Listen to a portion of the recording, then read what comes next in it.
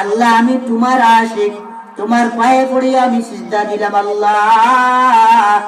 2 রাকাত তাহাজ্জুদ পড়িয়া তোমার পায়ের মধ্যে কুদরতি পায়ে আমি সিজদা দিলাম আল্লাহ। লাইলির বাড়িতে গিয়া সুমা দেওয়ার প্রয়োজন নাই, লাইলির বাড়িতে গিয়া আমার ভালোবাসার দরকার নাই আল্লাহ। শেষ রাতে তাহাজ্জুদের নামাজ পড়িয়া তোমার দরবারে 2 রাকাত নামাজ পড়িয়া সিজদা দিয়া তোমার কাছে আমি তোমার বান্দা হিসাবে তোমার কাছে চাইলাম। লাইলি মজনুনের যেমন ভালোবাসা তোমার আর আমার মধ্যখানে এমন ভালোবাসার ওয়াদা করে দাও।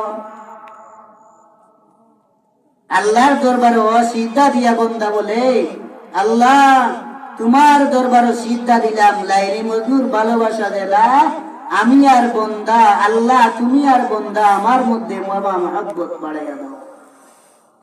হাদিসে কুদসির মধ্যে আল্লাহ নবী বিশ্বনবী বলেন, বান্দা যখন ইবাদত বندگی করতে করতে নফল নামাজ পড়তে পড়তে আল্লাহর মুকাররব নিকটবর্তী হয়ে যায়, আল্লাহ স্বয়ং নিজে বলেন বান্দার হাতটা আমার হাত হয়ে যায়, সুবহানাল্লাহ। বান্দার পাটা আমার পা হয়ে যায়, বান্দার চক্ষুটা আমার চক্ষু হয়ে যায়, বান্দার কানটা আমার কুদরতি কান হয়ে যায়, বান্দার জিহ্বাটা আমার কুদরতি জিহ্বা হয়ে যায়।